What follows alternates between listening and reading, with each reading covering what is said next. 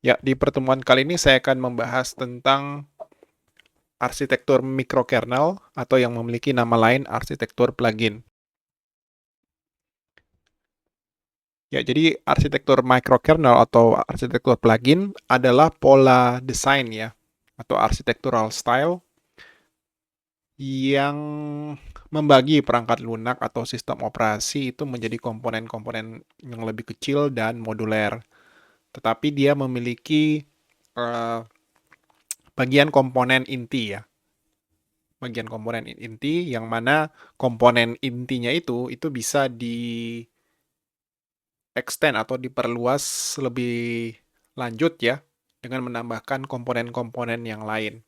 Jadi komponen-komponen tambahan ini akan memiliki akses kepada fitur-fitur dasar yang ada di dalam komponen utamanya ya, komponen intinya itu ya, dikembangkan lebih lanjut sehingga bisa memiliki fitur-fitur yang lebih advance ya, yang lebih rumit dibanding misalnya fungsi-fungsi inti yang ada di dalam kernel atau intinya. Nah, di presentasi kali ini saya akan membahas definisi arsitektur proses keuntungan dan kerugian serta contoh-contoh arsitektur microkernel ya atau arsitektur plugin ya di dalam sistem perangkat lunak. Nah, secara definisi arsitektur microkernel atau plugin adalah pola pola arsitektural di mana fungsionalitas inti dari sistem atau yang disebut juga sebagai microkernel itu dijaga seminimal mungkin ya. Jadi diusahakan dibuat sekecil-kecilnya ya, yang mana dia hanya memiliki fitur-fitur atau fungsi-fungsi inti. Sedangkan fungsionalitas tambahan diimplementasikan sebagai plugin ya atau modul tambahan yang dapat dicolok atau dapat dimuat atau di-load ya atau ditambahkan dari sistem ya secara dinamis. Artinya eh, ya kita bisa load plugin tersebut kapan saja, apakah di awal ya ataukah mungkin pada saat runtime berlangsung dan perlu plugin yang baru, ya itu bisa juga dilakukan ya. Demikian juga unload-nya ya, unload-nya atau penonaktifan plugin sebisa mungkin juga bisa dilakukan pada saat runtime. Ya, tetapi ya implementasinya masing-masing bisa beda ya. Ada yang semuanya di load pada saat di awal ya, pada saat programnya mulai berjalan, ataukah mungkin uh, kalau misalnya ingin dinonaktifkan salah satu plugin ya, berarti kita mesti restart lagi programnya dari awal. Semuanya beda-beda ya, tergantung implementasi. Tetapi kalau misalnya bisa dinamis, itu akan lebih baik lagi. Karena tidak harus memboot sistem atau program itu dari merestart program itu dari. Jadi di dalam arsitektur microkernel ya atau plugin, microkernelnya ini dia menyediakan layanan dasar seperti manajemen memori, ya, penjadwalan proses, ya, proses scheduling dan communication antar proses ya, interprocess communication ya. Jadi fungsi-fungsi dasar atau layanan dasar itu disediakan oleh microkernelnya. Sedangkan plugin atau modul ya plugin atau modul ini dia akan memperluas fungsionalitas sistem dengan menyediakan layanan yang lain ya, seperti misalnya akses ke driver perangkat ya, printer, mouse, dan lain sebagainya, monitor ya. Demikian juga akses terhadap sistem file ya, file system untuk menyimpan data ya, dan juga protokol jaringan atau network. Ya, jadi microkernel ya, itu dia hanya memiliki fungsi-fungsi dasar ya, sedangkan fungsi-fungsi tambahan ya yang memberikan kemampuan lebih ya terhadap program atau sistem tersebut itu disebut dengan plugin atau modul tambahan. Ya, berikut adalah contoh penggunaan mikrokernel di dalam sistem operasi ya. Di sebelah kiri adalah Windows, di sebelah kanan uh, Linux ya. Linux. Nah, kalau kalian perhatikan ya, sistem operasi itu terdiri dari dua mode ya. Dua mode. Yang pertama adalah user mode dan yang lain adalah kernel mode. Nah, user mode ini dia berkaitan dengan aplikasi ya. Jadi aplikasi yang digunakan oleh user ya.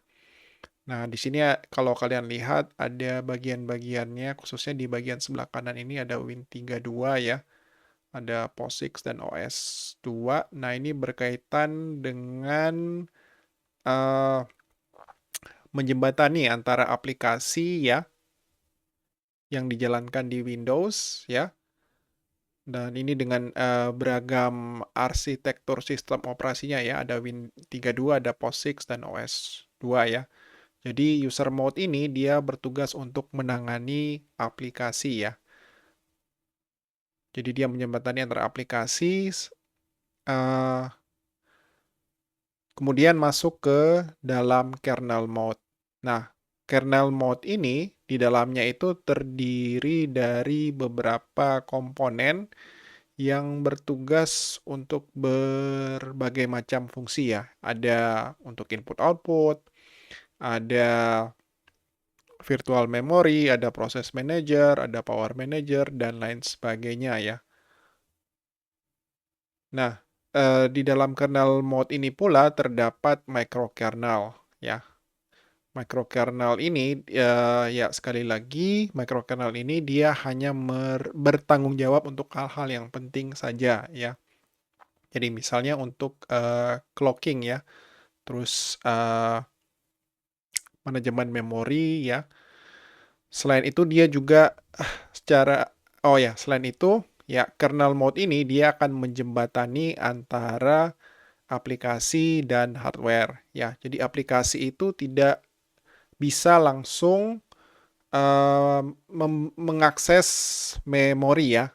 Aplikasi tidak bisa langsung mengakses memori ya.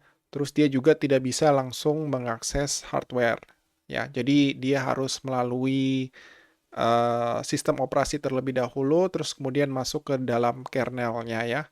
Nanti kernelnya akan menjembatani komunikasi antara hardware dan aplikasi ya. Nah, ini juga termaksud manajemen memori ya, di mana aplikasi yang satu itu tidak bisa langsung mengakses aplikasi memori ya, mengakses memori aplikasi yang lain ya. Jadi kalau misalnya bisa nanti ya aplikasi yang satu itu bisa membajak aplikasi yang lain ya. Jadi semuanya ini harus melalui kernel mode ini ya, kernel mode ini. Nah, kalau kalian lihat juga arsitektur yang sama itu juga terjadi di Linux ya, di mana Linux kernel ini dia akan terdiri dari berbagai komponen ya. Ada yang bertugas untuk mengelola memori, ada proses, penjadwalan proses, ya, terus ya ini untuk display ya. Terus nah di sini juga ada hardware. Jadi lapisan aplikasi yang ada di sini itu tidak bisa langsung mengakses hardware ya, tetapi dia harus melalui yang namanya Linux kernel ini ya. Nah, ini contoh untuk arsitektur plugin ya. Ya, kalau dinaikkan abstraksinya ya hampir sama dengan yang ini ya. Yang intinya adalah ini adalah host atau core program. Jadi ini bisa dikatakan juga sebagai kernel ya, di mana kita bisa menambahkan plugin-plugin yang memiliki fungsionalitas tertentu ya, sehingga dia bisa mengakses fitur-fitur yang ada di dalam host atau core program. Nah, contoh dari arsitektur plugin ya, ya misalnya web browser, Firefox ataupun atau Chrome ya. Jadi dia menyediakan platform umum ya, di mana kita bisa menambahkan plugin-plugin untuk meningkatkan fungsionalitasnya. Contoh yang lain adalah misalnya berbagai macam IDE ya, Integrated Development Environment, seperti Microsoft Visual Studio Code ya. Terus ada juga Eclipse, JetBrains, dan lain sebagainya. Nah, kalau kalian perhatikan ya, intinya sama aja. Jadi ada, kalau di dalam konteks sistem operasi ya, kernel, ya dia adalah inti ya, memiliki fungsi-fungsi dasar, dan itu bisa kita naikkan atau kita tingkatkan fungsionalitasnya dengan menambahkan berbagai aplikasi di luar itu ya, ataupun misalnya driver ya, untuk mengakses hardware tertentu ya. Terus, nah kalau di dalam konteks aplikasi ya, ya kita menambahkan plugin-plugin tertentu untuk menambahkan fungsionalitasnya. Nah, untuk prosesnya sendiri ya, proses yang terjadi di dalam arsitektur microkernel atau plugin ya. Jadi komunikasi antara microkernel dan plugin biasanya dicapai melalui pengiriman pesan ya. Jadi ada pesan yang dikirim antara kernel dan pluginsnya, ataukah ada fungsi-fungsi tertentu yang dipanggil. Baik microkernel memanggil fungsi plugin ataupun sebaliknya, plugin memanggil fungsi microkernelnya atau inti host dari platformnya ya.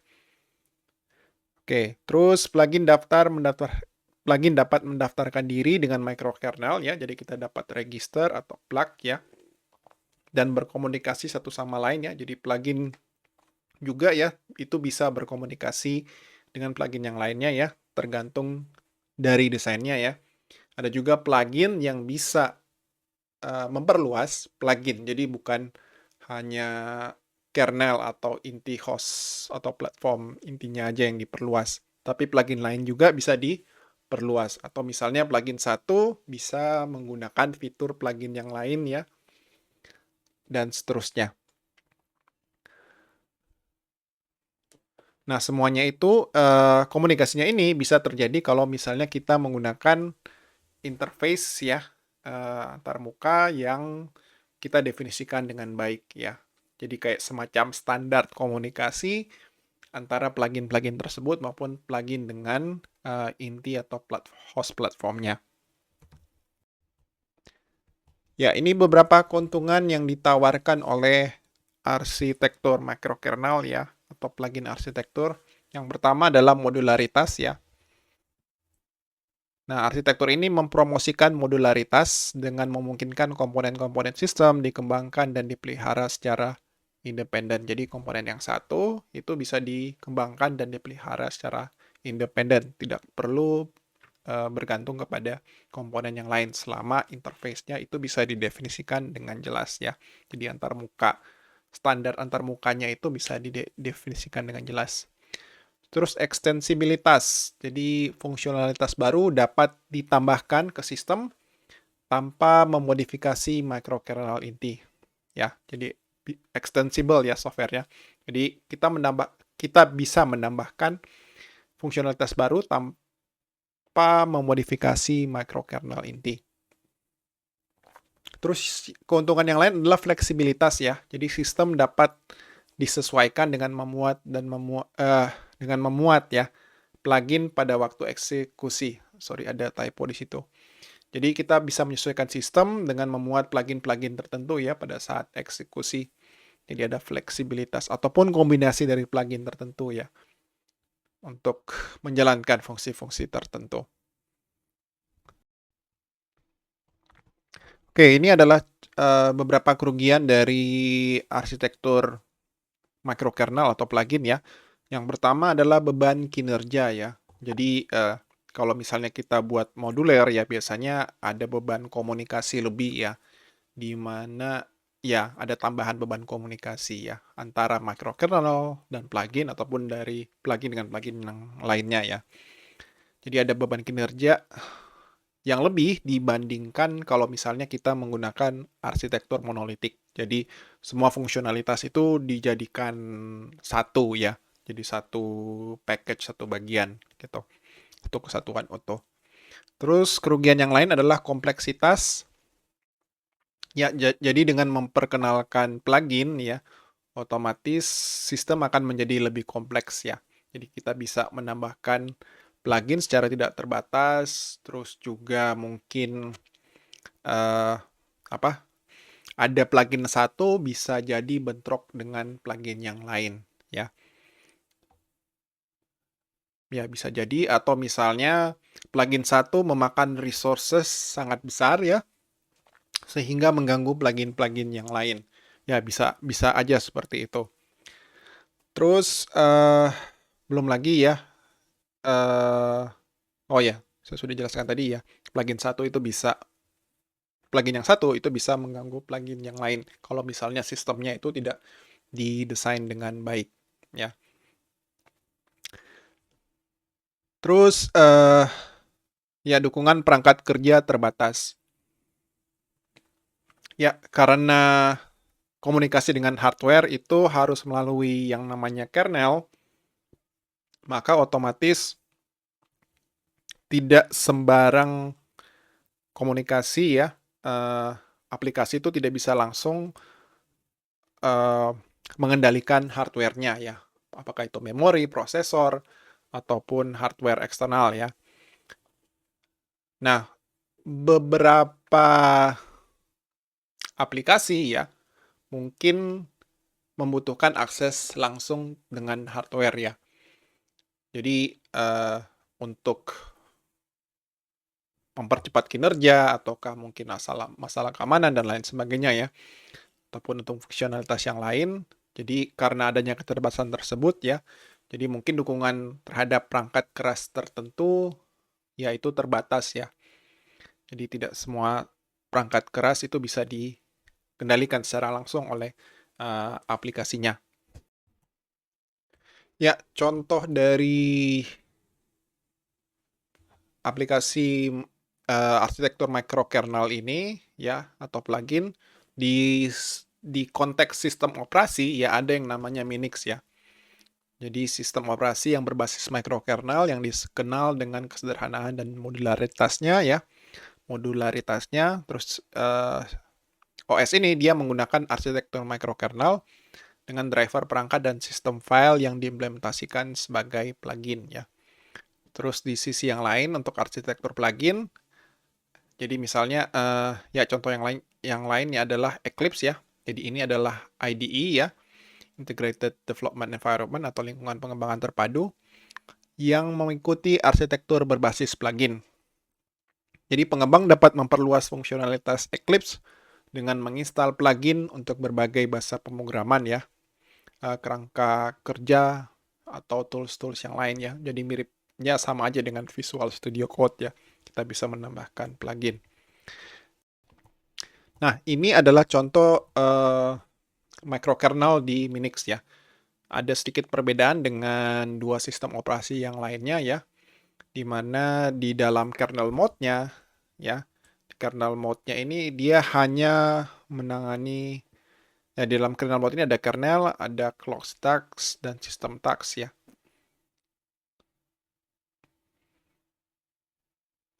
Ada clock stack, system task ya. Sedangkan untuk user mode-nya dia menangani user processes ya. Jadi kayak shell, command prompt-nya ini ya. Make, user, dan other ya. Terus ada juga server processes, ada file, terus ada juga proses manajemennya ya. Ada proses manajemennya, ada, nggak saya kurang tahu ini apa. Oke, kita skip dulu. Terus ada juga device processes-nya ya. Ini berkaitan dengan disk, network, printer. Ini berkaitan dengan monitor ya. Ya, oke. Jadi kalau dilihat ada bagian-bagian yang ditarik keluar ya. Jadi kayak proses manajemen ini ditarik keluar menjadi bagian dari user mode, sedangkan kernelnya ini dia hanya bertanggung jawab terhadap clock task dan sistem tasknya. Jadi ada sedikit perbedaan antara Minix dan sistem operasi yang lain. Nah, ini adalah diagram untuk arsitektur plugin di Eclipse IDE ya. Jadi kita punya Eclipse platformnya, terus ada komponen-komponen utama yang sudah menjadi bagian dari Eclipse platformnya ya. Ada help, ada bagian untuk teamwork ya. Terus ada workspace, ada kalau nggak salah ini Swing Web Toolkit, ada JFace, dan ada juga Workbench ya. Terus ini ada platform runtime-nya, komponen untuk yang mendukung supaya Eclipse-nya ini bisa berjalan ya. Jadi ini ada intinya. Nah, kalau kalian install Eclipse platform itu dari base platformnya, kalian tidak bisa menggunakan Eclipse ini untuk apapun ya. Jadi dia murni kosong, hanya platform aja, dan tidak ada apa-apanya. Paling mungkin hanya help, fungsi help ya. Fungsi help-nya yang ada. Tapi itu pun tidak semua help yang tersedia. Tapi fitur untuk dokumentasinya ini yang sudah ada ya. Tapi kontennya itu belum ada. Oke, jadi oh ya, kemudian dengan menginstal plugin ya, kita bisa menambahkan fitur-fitur tertentu ya. Jadi misalnya ini untuk pengembangan Java ya, terus ini untuk pengembangan plugin yang lain ya. Jadi ini plugin-plugin yang bisa kita tambahkan ya.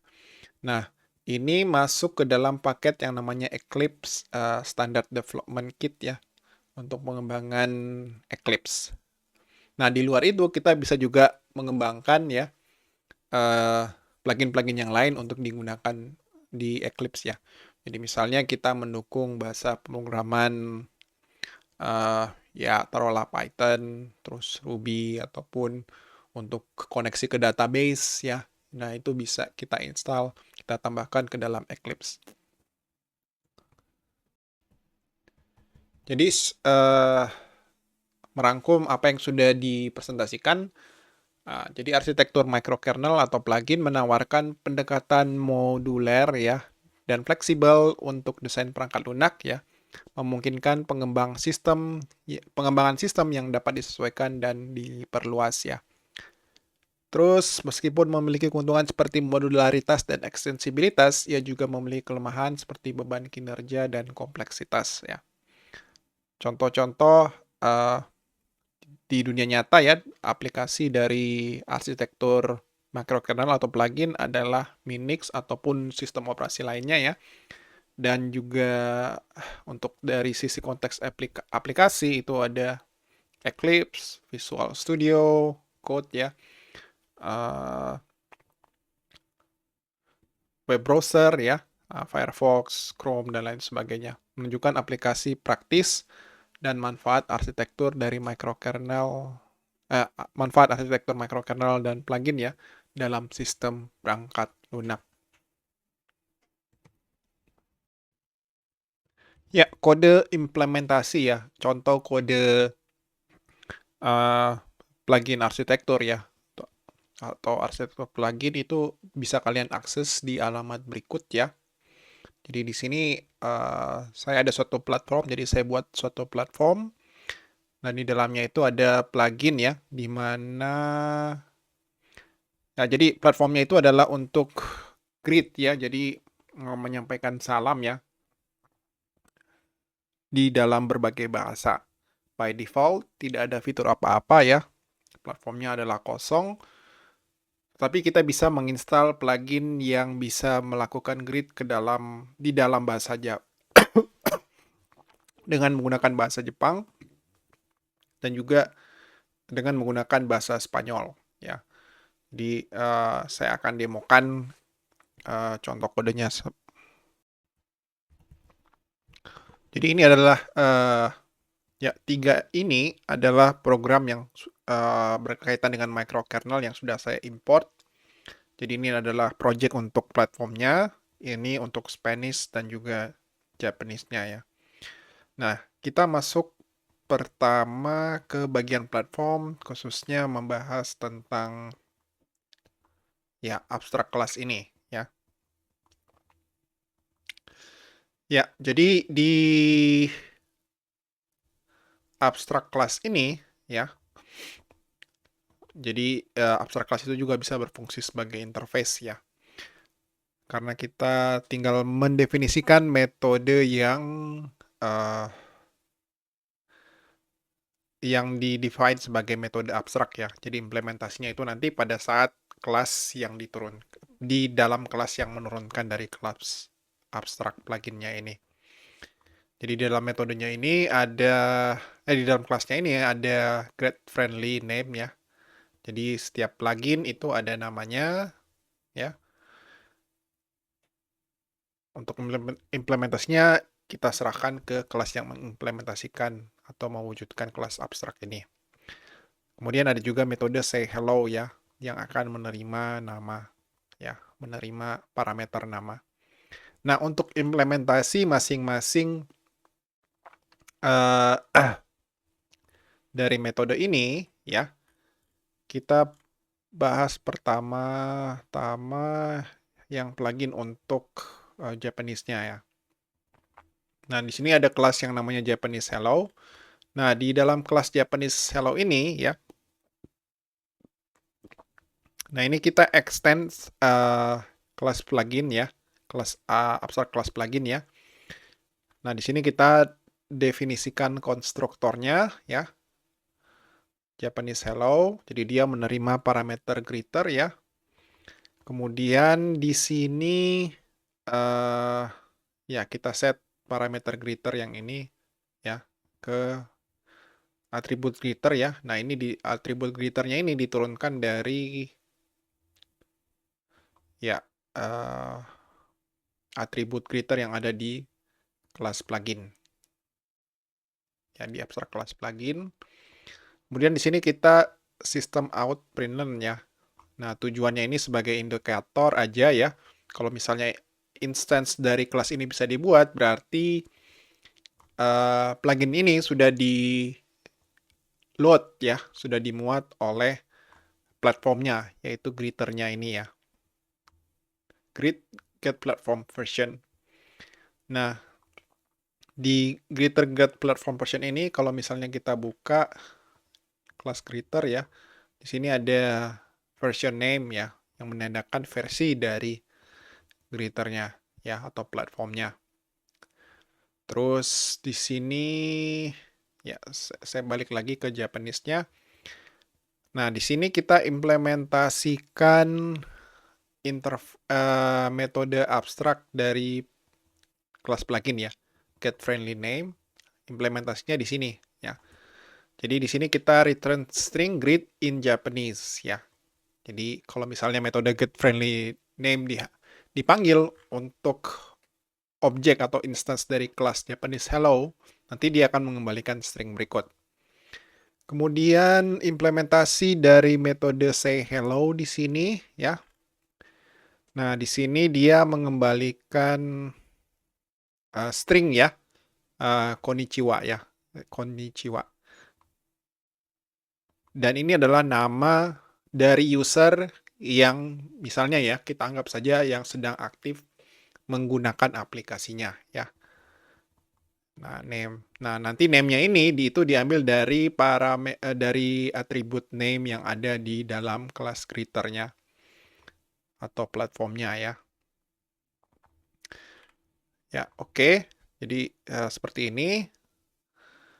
Terus yang lain adalah ya get greeter aja ini metode. Nah, di demonya ini metode ini tidak akan dipakai. Jadi ini untuk implementasi Japanese hello-nya ya. Terus selanjutnya adalah untuk implementasi yang Spanish ya. Yang Spanish itu saya buka aja kelasnya. Mirip-mirip ya. Pada intinya sih sama aja. Jadi sebenarnya ini saya copy paste aja dari yang Japanese. Ya, jadi kalau kalian lihat ya mirip-mirip ya. Cuma yang membedakan adalah nama kelasnya ya. Terus get friendly name-nya ini return string-nya adalah greet in Spanish. Kemudian say hello-nya di sini saya return string-nya bukan lagi konnichiwa tetapi saya ganti dengan hola ya. halo dalam bahasa Spanyol. Nah, kalau kalian bandingkan ya dengan yang Japanese ya mirip-mirip aja. Oke, jadi dua project terpisah ini ya. Satunya plugin untuk Grid in Japanese, satunya lagi Grid in Spanish. Nah, terus untuk menggunakannya seperti apa? Ya, kalian mesti build ya, mesti build projectnya. Nah, ini klik kanan aja ya. Nanti run as Maven build ya. Nanti di sini kalian tinggal ketik package. Ya, package. Nanti dia akan build. Jadi ini kita akan build dengan menggunakan Maven ya. Ini saya don't save aja karena sudah ada ya. Sudah terdefinisi di plugin Japanese.launch di sini. Ya, awalnya ya kita tidak akan memiliki file jar yang ini. Jadi ini sebenarnya kita kosongan ya, nggak ada file build-nya. Jadi targetnya semua yang ada di bawah directory target ini kosong ya. Jadi pada saat di build nanti ya, nanti dia akan buat file jar-nya. Jadi nanti akan dipaket sebagai file jar. Nah, hal tersebut perlu kita lakukan untuk file yang untuk project yang Jepang ya, yang Japanese ini dan juga untuk Spanish-nya. Jadi ini saya hapus juga yang untuk Spanish. Nah, sekarang kita mau coba build ya. Nah, ini saya klik kanan, saya build. Saya run as sebagai Maven build ya. Nah, ini kalau dijalankan itu sebenarnya yang ini juga yang dijalankan ya. Plugin Japanese ya. Kalau mau lihat, nah plugin Japanese ini sudah didefinisikan di sini. Di file yang plugin.japanese.launch. Nah, ini sebenarnya XML ya. Saya buka open with source. Oke, jadi seperti itu. Terus, nah itu selain bisa diakses di sini, bisa juga diakses di run configuration. Nah, di sini ada plugin Japanese ya.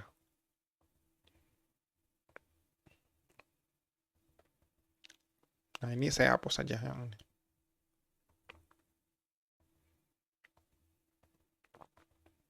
Ini double. Oke. Oke, saya jalankan aja ya plugin Japanese. Nanti ada outputnya di sini. Kalau misalnya sukses, ya nanti akan di-build ya. Oh ya, sebelum yang ini harusnya kita build dulu yang ininya ya. Yang platformnya. Karena plugin platform ya, plugin itu tidak akan bisa dibuat kalau platformnya belum ada jar-nya. Jadi kita mesti ke platformnya terlebih dahulu ya. Kemudian kita klik, kita build path, run as Maven build ya. Atau bisa juga pakai Maven build masuk ya. Kalian mesti ketik package. Ya, jadi nanti maksudnya package adalah dia paket source code-nya itu atau binary hasil kompilasinya itu ke dalam paket jar-nya. Ya. Nah, di sini kemudian saya hapus aja ya target. Juga saya hapus untuk platformnya. Ya, untuk platformnya karena kita menggunakan Maven ya. Jadi Maven ini adalah package manager ya untuk build manager ya. Ya, selain package manager dia juga build manager. Jadi untuk ya mengelola paket-paket yang ada kemudian dibuild menjadi suatu paket binary ya executable yang disimpan ke dalam suatu jar. Nah, di setiap sistem operasi ya yang diinstal Maven ya, dia memiliki local repository. Nah, jadi project yang lain yang ingin menggunakan jar tersebut ya, yang di-build, itu perlu kita konfigurasi supaya dia bisa menarik file jar-nya itu ya minimal dari lokal repository ya, selain repository yang ada di internet. Nah, untuk menarik jar ya yang dibutuhkan dari lokal repository, maka selain di-build ya, paket jar-nya itu mesti diinstal juga di lokal repository terlebih dahulu ya. Jadi di sini di platformnya tidak cukup hanya kita menjalankan build saja, tapi kita mesti menjalankan Maven install. Oke, nah di sini saya eksekusi Maven install. Jadi nanti dia akan build dan install di local repository ya. Nah ini maksudnya installing ya. Oke, jadi dia di sini. Nah di sini sudah terbentuk lagi nih file jar-nya. Oke, kalau misalnya sudah ya, nanti kita build untuk masing-masing pluginnya ya. Nah, kalau kalian lihat, ini saya hapus dulu. Ya, kalau kalian lihat di sini ya, di file POM ya, dari plugin Japanese, di sini dia akan bergantung kepada software arsitektur microkernel ya, untuk grup ID-nya, dan ini adalah nama artifak ID-nya. Kalau kalian lihat, ini sama dengan yang ada di bawah dari software arsitektur microkernel.platform ya.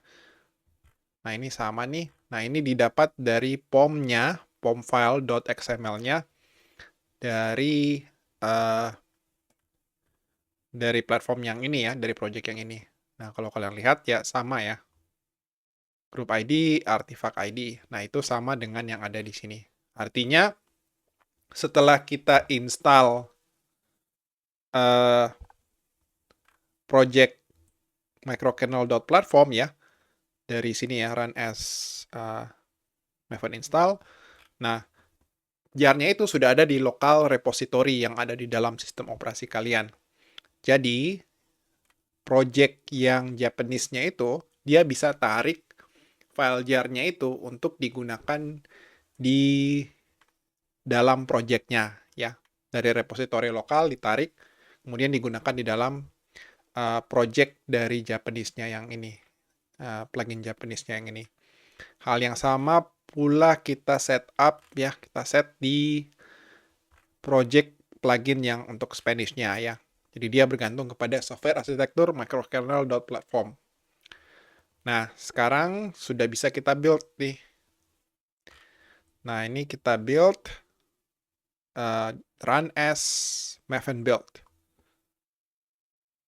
Ya, ini build-nya sukses. Nanti di targetnya itu ada ini ya, ada file jar-nya. Kemudian kita lakukan hal yang sama lagi untuk Japanese-nya. Mana-mana aja ya. Oke, di sini dia targetnya ada nih. Ya, jadi dua file plugin jar-nya itu sudah kebentuk yang Japanese maupun yang Spanish. Oke, nah ini kita copy aja yang sudah di-build.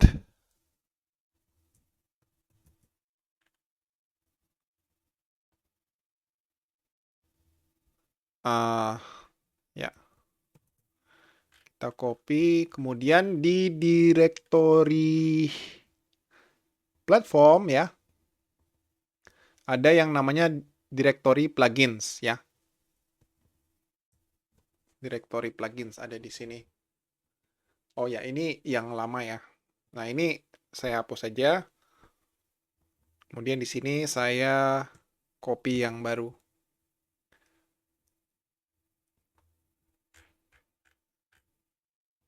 Oke. Copy. Saya pindahkan ke... Kok dia nggak mau ya? copy.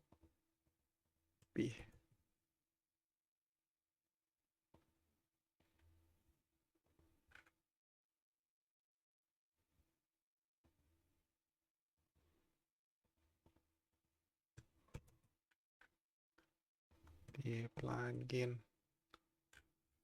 Kemudian yang Spanish saya copy, masukin ke sini. Ini saya refresh nih, kadang dia nggak mau. Jadi dua-duanya ini sudah saya masukkan ke dalam directory plugin.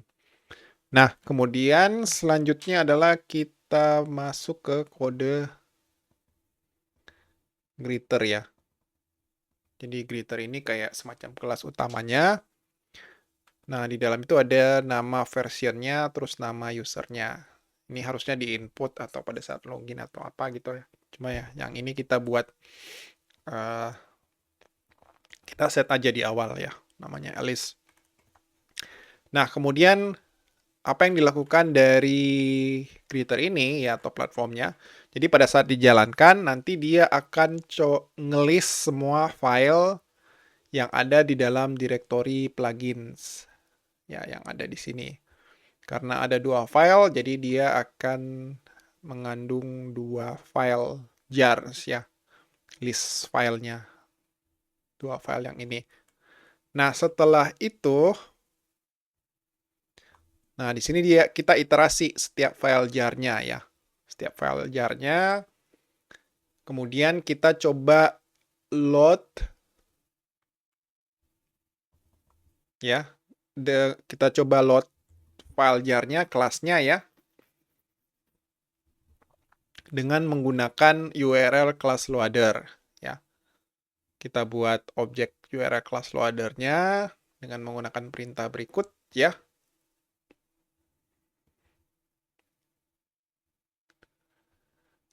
Nah, setelah kita buat class loader-nya ya, baru kemudian kita tarik ya. Kita coba baca file yang namanya plugin properties ya. Nah, plugin properties ini apa ya? Plugin properties ini kita coba baca ya. Nah, plugin properties ini adalah file properties yang biasanya digunakan untuk mendefinisikan properties ya atau konfigurasi yang digunakan di dalam suatu program ya. Jadi di sini ada main class, ya ada parameter main class. Nah, ini value-nya. Nah, kalau kalian perhatikan, main class-nya ini berarti kelas utama dari pluginnya ya. Kelas utama dari pluginnya. Nah, itu ya path-nya sama ya. Nah, ini nama package-nya, ini adalah nama kelasnya. Hal yang sama juga kalau kalian buka plugin .properties untuk Japanese Hello ya. Ini tidak harus file.properties ya, tapi kalian juga bisa gunakan file JSON ya ataupun XML untuk konfigurasi dari programnya. Oke. Ya, jadi karena ini hanya sebagai demo atau contoh aja ya, jadi saya hanya pakai satu parameter main class aja, jadi cocok kalau misalnya saya pakai file properties aja.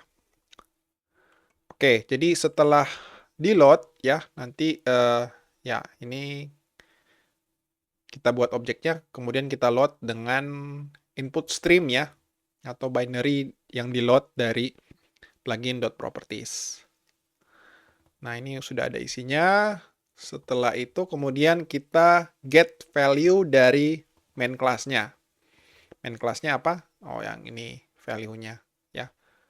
Yang ini value-nya. Nah, kita dapat main class-nya kemudian dengan menggunakan reflection ya. Reflection itu kayak metode atau cara ya atau konsep di mana kelas-kelas atau di Java itu dia bisa mengakses dirinya sendiri ya. Jadi itu yang disebut dengan kelas. Jadi kita tidak perlu tahu nama kelasnya ya, cukup dengan menggunakan kelas phoname ya. Kita bisa buat kelas di sini ya. Jadi dengan menggunakan URL class loader ya. Ini saya refactor rename aja jadi class loader.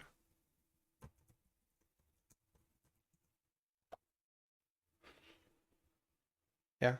Saya bisa buat dengan menggunakan name class yang ada ya dan class loader yang ada. Di sini saya bisa buat kelas objek dari kelasnya ya. Maksudnya ya kelas ya. Representasi kelas dari yang ada. Jadi ya, tergantung dari nama kelasnya juga ya. Setelah misalnya saya buat kelas to load-nya ya yang akan di load. Kemudian saya eksekusi konstruktornya ya dengan yang menerima parameter greeter.class ya. Nah, ini parameter dari konstruktornya ya. Jadi kalau misalnya Spanish hello, ya berarti ini konstruktor dengan parameter greeter. Kemudian saya buat instance, new instance ya. Ini objek dari parameternya ya. Greeter ya. Nah, di sini kemudian pluginnya sudah bisa di-load ya. Setelah di-load, nanti kita tambahkan ke dalam list plugin yang ada di sini ya, yang masih kosong. Ya karena ada dua, ya berarti dua-duanya kita sudah buat nanti ya. Kita buat dua-duanya nanti. Nah, setelah di-load, ya, saya inisialisasi Buffered Reader ya. Nanti kita ada input juga dari usernya. Nah, dari situ kemudian selama menunya tidak sama dengan -1 ya. Artinya ya nanti kita ada menu yang akan terus berulang ya. Nanti users bisa pilih mau greet dalam bahasa Spanyol ataukah bahasa Jepang ya. Oke, nanti di sini dia iterate dari plugin yang di-load ya. Kemudian nanti dia tampilkan nomornya yang akan bisa dipilih oleh user, ditandai dengan friendly name-nya. Kita tambahkan pilihan 0 untuk kalau misalnya quit ya. Nah, di sini kemudian masuk ke dalam blok try.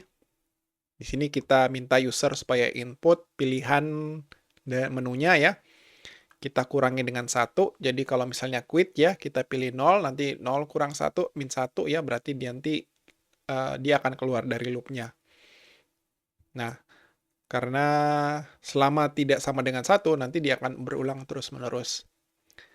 Nah, setelah itu kemudian kita get plugin-nya dari list plugins yang ini. Kemudian kita panggil plugin say hello ya. Plugin say hello. Nah, kalau kalian lihat di sini, ini yang namanya polymorphism. Polymorphism di object oriented ya. Artinya dengan memanggil say hello, metode yang sama ya, perilakunya itu bisa beda-beda tergantung dari implementasi atau instance yang wujud atau wujud dari kelas yang digunakan ya. Ya, jadi plugin say hello ya implementasinya bisa beda-beda. Jadi kalau misalnya bahasa Jepang ya ya konnichiwa, kalau Spanyol ya hola ya. Mengapa bisa ya? Karena baik Spanish hello maupun juga Japanese hello ya, keduanya ini diturunkan dari kelas plugin. Jadi bisa dianggap bahwa mereka berdua itu adalah plugin ya, yang memiliki metode yang sama, say hello. Jadi tergantung dari implementasinya nanti hasil yang di outputkan. Terus metode say hello ini nanti dia akan menerima parameter name ya. Jadi user yang sedang login. Nah, dari sini bisa dikatakan bahwa ya platformnya itu bisa kirim value juga atau kirim pesan ke pluginnya untuk digunakan oleh pluginnya ya. Selain itu ya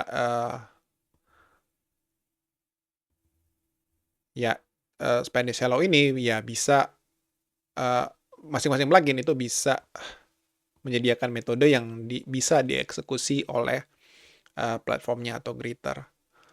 Jadi kalau misalnya tidak ada halangan ya, nanti bisa hasilnya kemudian ditampilkan oleh perintah berikut ya. Kalau misalnya exit ya, nanti quit. Thanks for playing. Oke, kalau misalnya udah, ini saya coba jalankan aja ya. Platform. Oh, ini build-nya. Running-nya yang ini.